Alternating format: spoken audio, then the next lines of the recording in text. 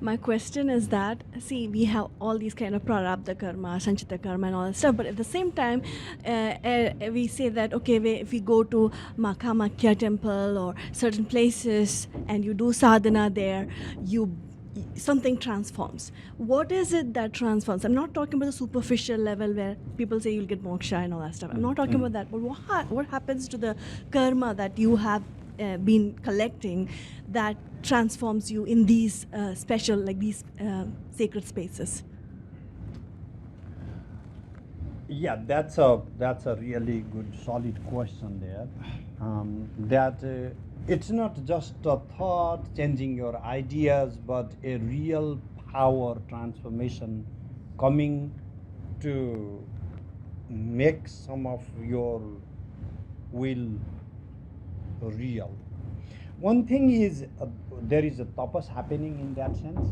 Tapas is an accumulation of will. Like you become so powerful inside. Your will becomes so strong that with your will you shatter like the granite wall. Meaning that tapas creates so much of strength inside that it starts reorganizing external reality according to that will. Even gods cannot stand the strength of that will. That is one. But then there is also the factor of grace that I am not denying. What is the factor of grace? That you surrendered yourself and your ego and your wealth and whatever it is there, and sometimes the totality, the collective speaks back, particularly when you have nothing. A friend of mine was really worried his son is not worshipping God. And I'm placed between them, and just like came to my mouth is like, God forbid if you ever have to find God. And my friend was not ready to hear that answer. People don't know what I mean by that. To actually need God. Have you ever actually needed God in your life? You have money. You have contacts, you have money, but you don't want to invest your money, and that's why you call God. You have money and you want to multiply your investment, that's why you want God. That's not actual need of God. I have slept under the stars, okay? 2 times in my life, I've been back to the street. And I know what grace of God feels like. Because I didn't have anything, absolutely nothing. And then you will know God's grace at that point. Because otherwise you have all the friends and connections and money and things keep working out, and we always can thank God.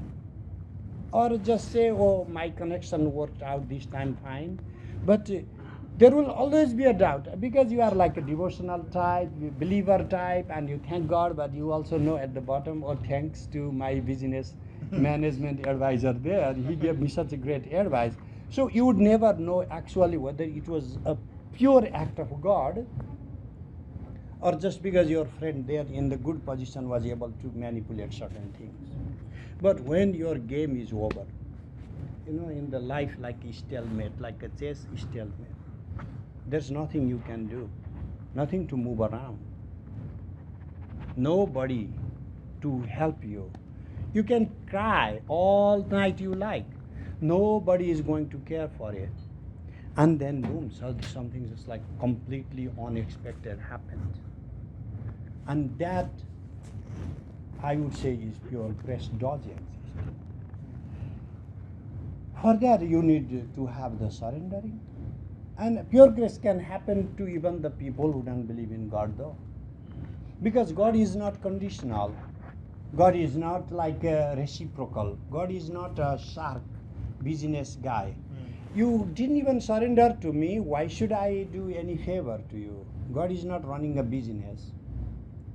So, pure grace can unfold to people, but when it is visible is when there was no pawn to move, when there was no move to be made. Something happens. And that is the case we can say for grace.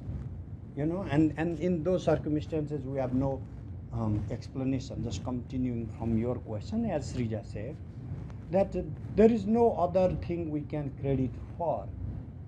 A total, complete stranger comes to your life, one job is done, and then the stranger is back to oblivion.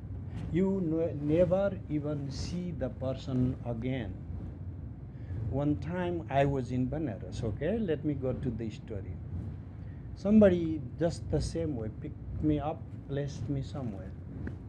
4 years I stayed in Banaras. I kept asking, can I see this person at least one more time? And this monk who had adopted me kept saying, only he can decide when he wants to see you. I cannot make him come and give you an appointment. And it's such a kind of confusing language, whether he's talking about somebody insanely powerful like a minister, chief minister kind of guy, could be, or talking about God, because he never made it clear whether he was talking about God or talking about a minister, prime minister type of guy. But somebody just randomly helped and then vanished, and I never met the person again in my life. Okay? So, and then that is when I give the credit to God. I can always say, oh, I'm like such a smart guy, lucky person and all. And that way I would say is like being a jerk, and being a disgraceful person. For when the cosmos speaks for you, you are not willing to thank the cosmos. And that is what we learn as a humility. Whether or not, it doesn't matter. There's nobody personally benefiting of you being a thankful person. It just changes your heart. It just gives a different chemical in your system. A thankful person, a humble person is a better person than a thankless person. It just gives a better life to live. The full lecture is part of the Upayas Course.